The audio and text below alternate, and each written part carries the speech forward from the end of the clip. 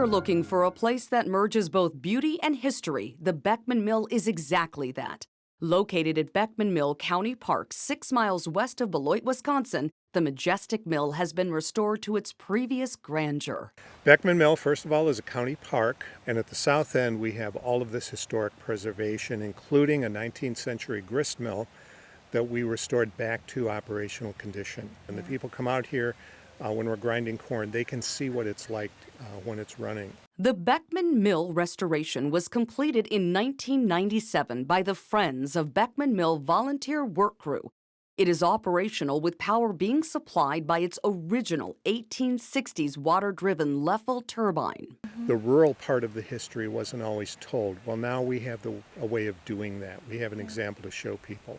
It's the entire experience. It's the trees, the blue sky, the blue water, and then that sound, that ever-present sound of the water rushing over the dam. It's sort of the confluence of nature and history. And now you know you're Wisconsin.